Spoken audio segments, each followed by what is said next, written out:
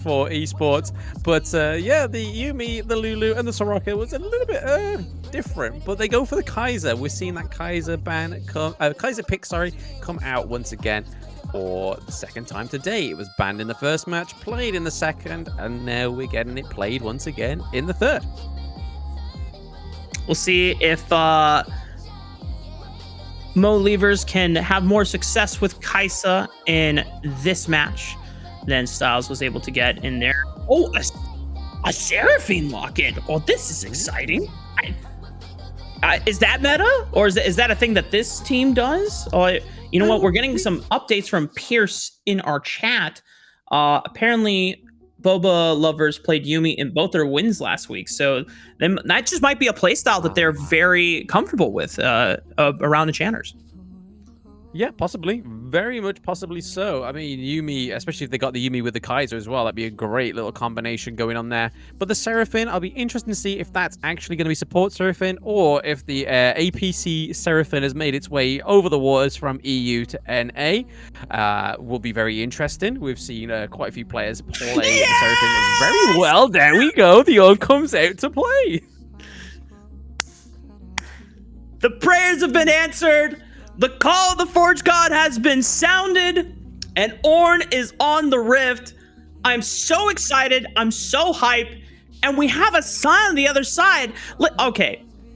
This means we have a tank-on-tank matchup. I never thought I was going to see this day in Wild Rift. I felt like that day would have never come. Like at the most, you probably have like a Garen Darius match. It was like, oh yeah, those are two tanks. Like they still do bruiser damage and they still bruiser things. But this is the first time I think I've seen in Wild Rift competitive.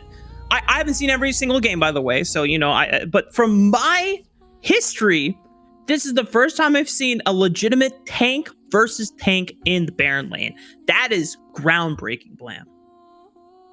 It is, and you are very excited for that Orn pick, and I'm very glad that we finally actually got a match in here. And I mean, you did say it, you did manifest it in the last series, talking to Dienzio in the chat, asking for that Orn pick to come out. Anyway, but yeah, we got the Scion, we got the Orn. Orn possibly could be right now flex pick between the top lane or support. We do see Orn generally sometime go in that support role as well. So we will wait and see where the final sittings is going to be for that Orn. But we're getting Scion in at the Baron lane. Actually, Nunu we don't see very often. I think that's a pick for Weewoo, another caster within the NA there. A favorite pick for him, possibly. Oh, hell yeah. Also a big pick for, could be a big pick for Boba lovers, because I haven't really covered them much. But yeah, the Gragas comes through, the Kassadin as well. Interesting ban. And then we get the likes of the Zeri and the Vayne ban also. So. Oh, I forgot they added Zeri to this game too. Damn, that's... Wow, there's a lot of champs have been caught up now in this game. The misfortune, though, is going to be the AD carry of choice for Boba lovers. So now, Blam, if that means we have a misfortune, does that mean the Seraphine is designated support, or is there still a possibility for a mid lane Seraphine? I mean, there's still a potential for a mid lane Seraphine. It is definitely riding on that last pick. I mean, they've got two tanks there, so technically it could be that Seraphine support. There you go. Yes! You get your Yasuo and your Orn pick in one match. Basically your second birthday. This is better than my birthday, dude. Like this is like Christmas and Thanksgiving and Happy New Year's all put in one. Oh my god, this is incredible. MohLIEVERS, I don't know if they went into the match and this is just how they play, or if this is just like a welcome gift. This is incredible. They have 4 sources of knockups, including the Yasuo. So there is no reason whoever is piloting the Yasuo should not be able to press his ultimate button. Like if I ever see Last Breath not being casted, something has gone horribly wrong in this game. But I don't think that'll be the case.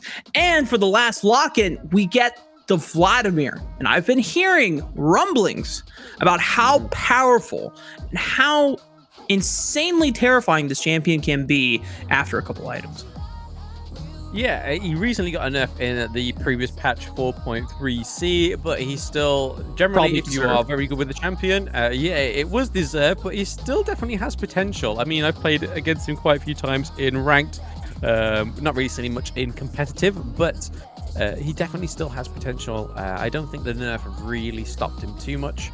But against the Yasuo, it's going to be really interesting to see this Vladimir go 1v1 against Yasuo. The Seraphine is going to be the support here for Misfortune.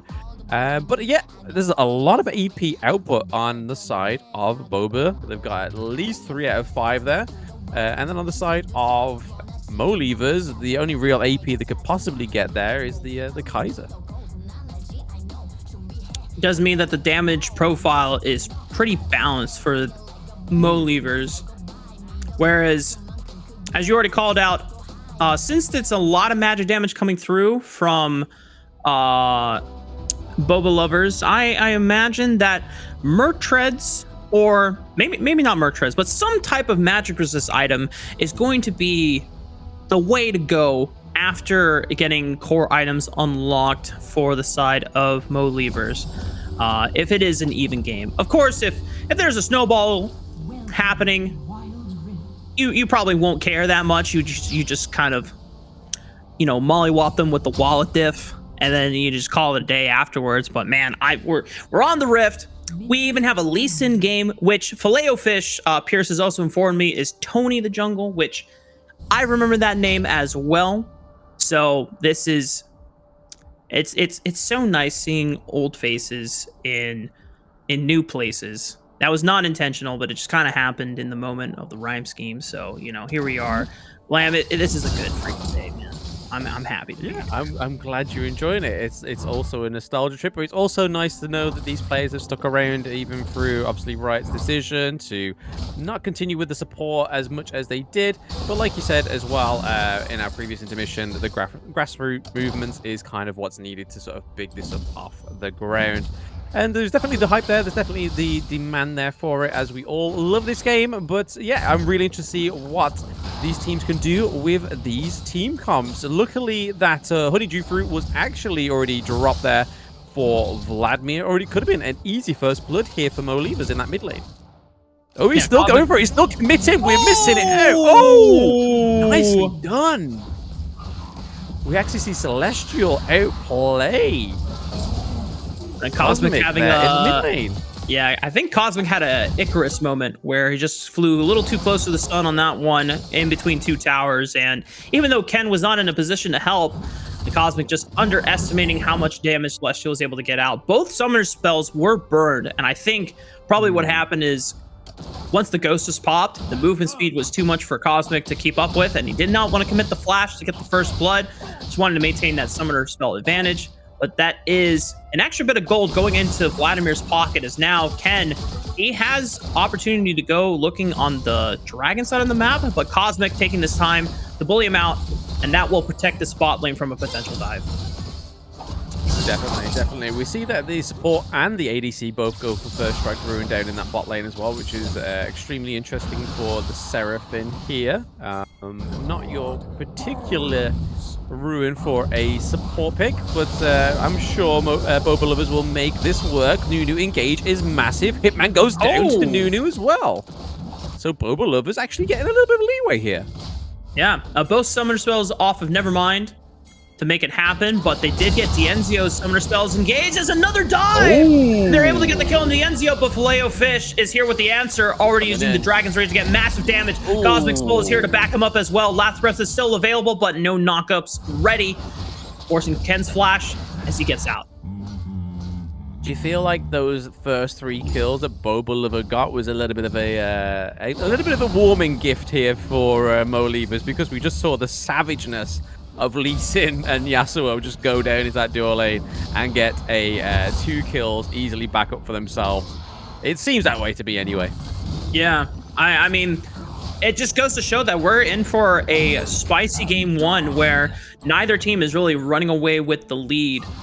At the moment, MohLIEVERS are the ones with the gold advantage, but we already know that MohLIEVERS are getting ready to answer on back. Still a couple minutes before the first first dragon spawns, as well as the Rift Herald. We're gonna have to see where priorities lie, as Filet-O-Fish is ready to make a dive happen.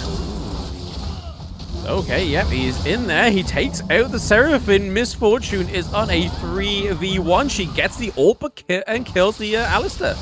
Nicely done. It was driving away Dienzio and Tony Jungler there. Can we see the Yasuo go down as well? Nunu committed. Oh, Ignite! Oh, a little bit too. Oh! What a close trade! Amazing. Ken, quick thinking to pop the ultimate for the extra shield. Otherwise, that looks like Cosmic is going to get the outplay and no answer on back. But just having to exhaust that extra bit of damage and then getting popped by the absolute zero. Now, Filet-O-Fish is making his way towards the top side of the map, where between the two Baron laners, listen, this is what you get with takes on tanks. It's just noodles slapping each other, backing up those grass procs. But you know what?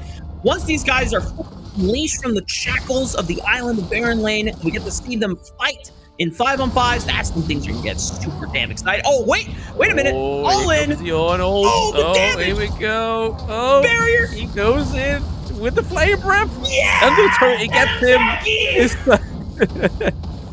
Is Sion going to come back with this second wave? It looks like he isn't. We see that the Ornn managed to get the distance apart from that Sion there, but I was going to make a little offhand comment there that it was kind of like two toddlers just slapping each other in that Baron lane, but we finally got some sort of conflict resolution towards the end there from Ornn getting the kill. So fair play to Jackie in that top lane, getting first blood for the Baron lane. And we see blue team get the Rift Herald. They're going to drop it in the mid and make their way down to this dragon to contest it.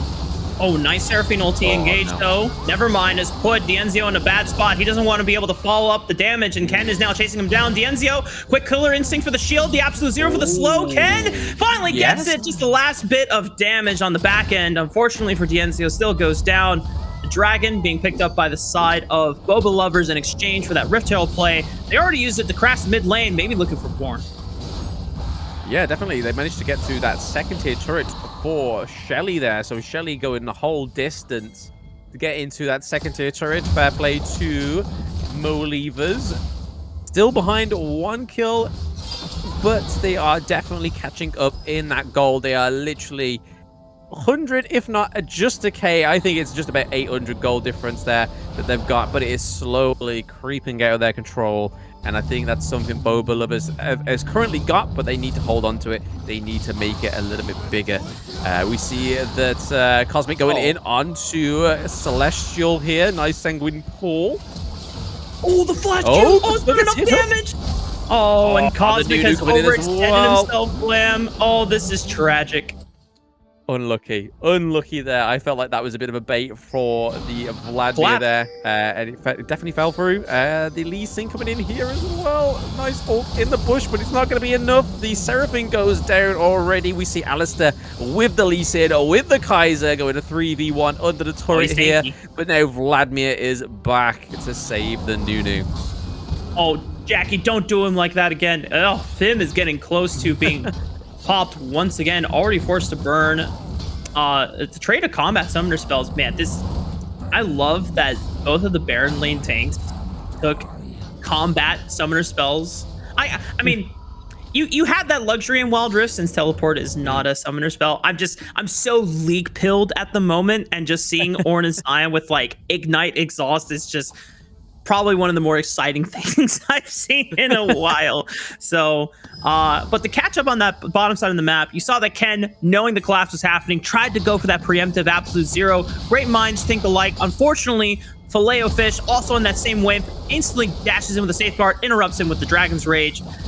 And the only saving grace for Ken is that he is incredibly tanky, and he has a lot of this gold, so he's hard to take down. Unfortunately, he doesn't have that much damage, so he's not necessarily in a 1v9 state of the game. This Cosmic on the bottom side with the Enzio. Cosmic, oh, Seraphine getting absolutely denied of that ult there. The knockup once again, airborne in the Nunu, so he could take him. He was derailed with his snowball there, back down into the bot lane.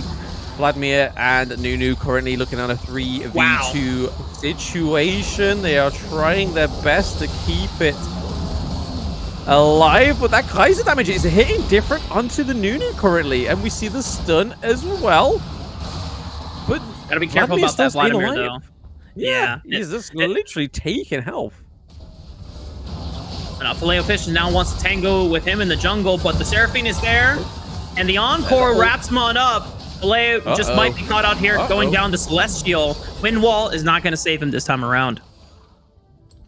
Yeah, unfortunate there for Lee Sin. He did get caught out in the enemy jungle there, thanks to the Seraphine. I mean, the ult got denied originally down in the bot lane because she died just before she could use it, but I think it kind of served them a little bit more purpose there onto the Lee Sin. But that Ornn ult, not quite massive, only getting the knock up from the Misfortune. Alistair getting rinsed here. There's the Collector being used on Misfortune there as well, getting that 9999 damage. 999.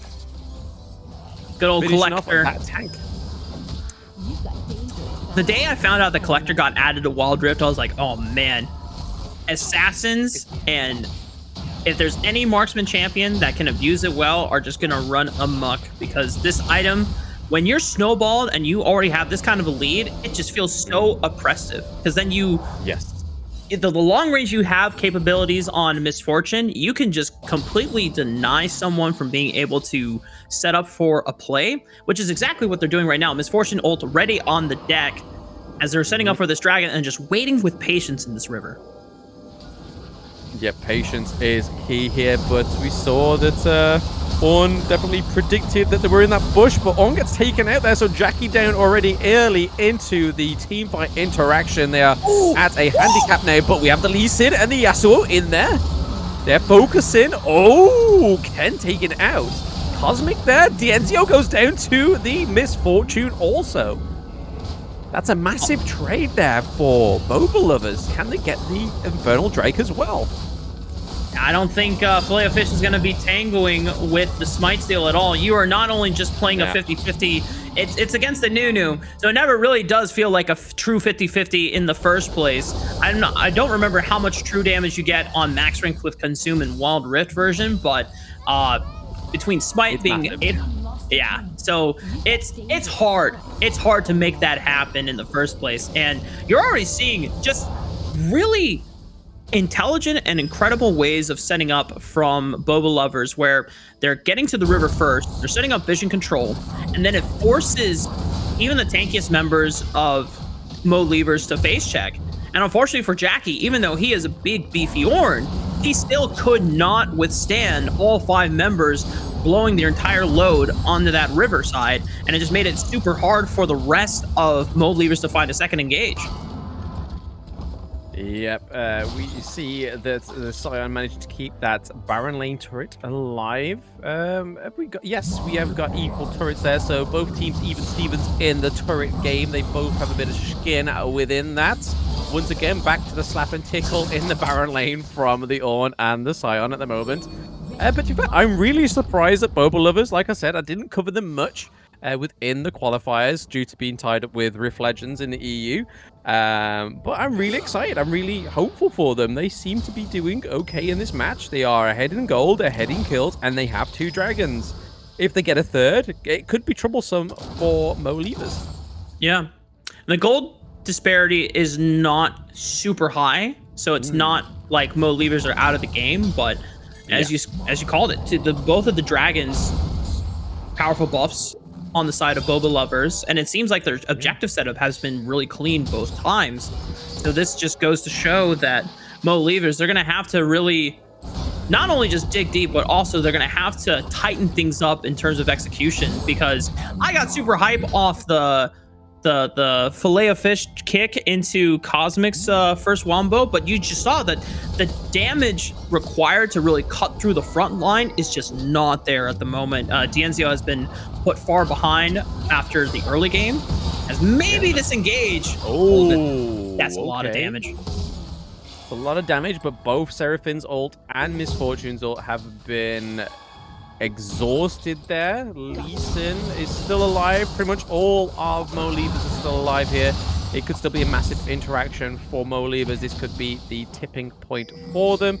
But it looks like it's going to be a fight centered around this Baron Nashor, whether it's going to be bait for Baron Nashor or they're going to try and take a team fight here and get a net positive in either of these teams' favor. More so, I would see going for Boba right now. But I wouldn't be surprised if MohLIEVERS can actually turn around and get a great engage here. Dragon straight for Filet-O-Fish, just kicks the Scion away. As now the damage from Happy forces Filet-O-Fish out, and just massive circles of death right now.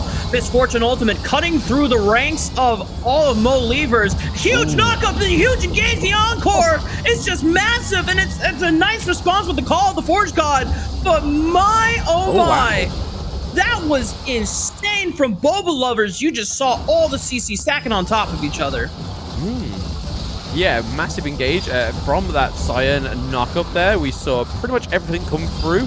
Honestly thought with that Ornn knockup that we were going to see something go on there, but that was a great kick from Filet-O-Fish onto the enemy team, but they still have the jungler up. Okay, triple kill. Who's going to get the Nasher? Oh, who got it? Who got it? Is it Blue? Oh, wow. Oh, Ken got it. Oh, it's so close. Well, yep. Oh my days. Okay, Cosmic. Double kill for Cosmic, triple kill for Lee Sin, and Scion is just getting taken down there. So they did get the Baron Nashor, but all the team are dead. They're still going to have the buff when they get back up. But I think this is a tragic part to be had. That was a miracle fight for the side of MohLIEVERS, and unfortunate for Boba lovers because they had a clean fight on the top side. Why not start the Baron? But Filet-O-Fish never went down in that first fight. He got a chance to recall, came right back up. What a kick to really just break up the ranks and knock out all the squishies, being able to fight 3 before just being left with the tanky frontliners of Ken and Fim. And even though Filet-O-Fish was not able to secure what I saw as a penta in the making because he did not have the health and the resources to survive, it was still good enough to pretty much knock the Baron buff off of every single member, get the Dragon off the reset, and now this has evened up the odds here. Definitely, yeah. I mean, they still have the Baron buff, a little bit of a change there, so even if they die, they still get it. But oh, wait, what? Yeah. Even if they still die, they still get it. It's just a reduced timer here for the Baron Nashor. But yeah, they still got it. They're still trying to do something with it. I feel like this is the weakest point for Boba, is the lane pushing. They seem to be very good at the team fighting, but when it comes to actually getting a great team fight and then a good push, they don't seem to be correlated. He does live. I thought Jackie was as good as dead. I was like, oh, well, they still have Baron buff. Oh, well, never mind. I take back everything I said. This seems still kind of chalked up, but Jackie being able to survive, I think the Baron buff now just expired, if that's what. Yeah. All right, well, yeah, that was pretty damn short. Okay, well, Filet-O-Fish getting caught out here, getting knocked up, and that's Stasis and probably a GA being popped as well. Ken trying to frontline and just make sure that Filet-O-Fish has no way out. Oh, the safeguard over the wall, the flash committed, going in for the lethal damage, able to trade back on the Happy, and call the Forge God from Jackie. Is able to find a knock-up here, buying time as much as he can, but Cosmic has not arrived yet to the fight. It's just Hitman and Jackie trying to make things in. Huge knock-up, Black Breath! Cosmic, can he find the damage as well? He's blinking low on HP, but they're just so damn tanky from the side of Boba lovers. Jackie's doing everything he can, able to pop Seraphine on the back end of that, looking for the Gargoyle Stone Play, massive shield, but now it's just a bunch of beefy guys just slapping each other with dongs, and oh my goodness, what a battle, but Boba lovers comes out on top. They do come out on top. I'm honestly starting to think that this Vladimir is a great pick. I think Vladimir was picked before the Yasuo, or was it literally in conjunction with the Yasuo pick? I'm not too sure.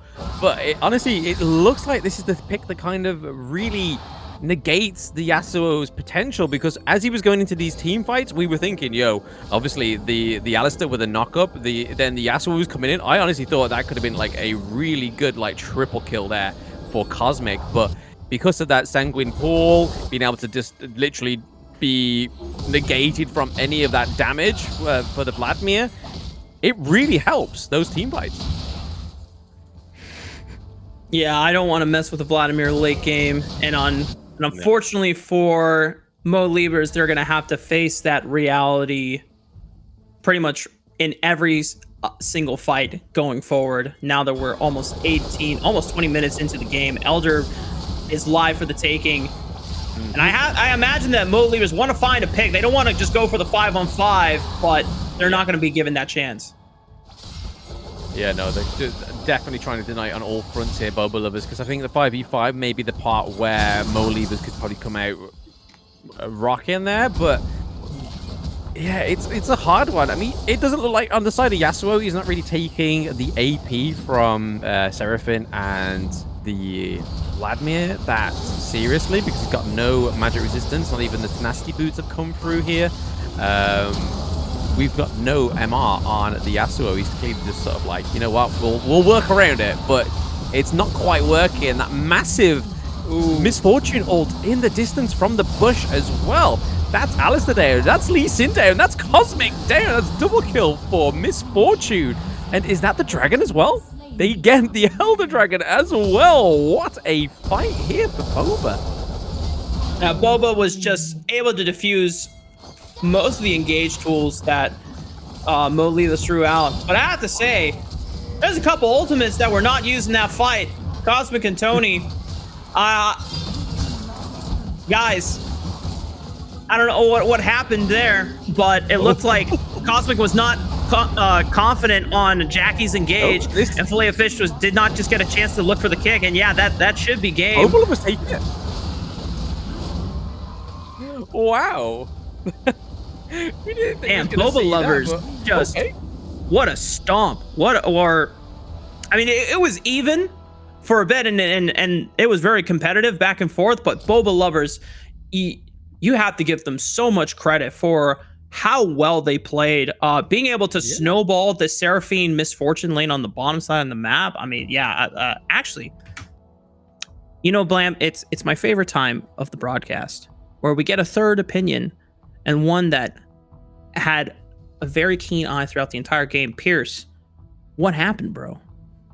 Yeah, my number one thing that I see just as the game loaded in was that a Jackie, like under the tag American, played support for them, and Hitman's traditionally a Baron laner. And while I think Jackie performed out of his mind, I don't necessarily know if Hitman has a ton of practice on the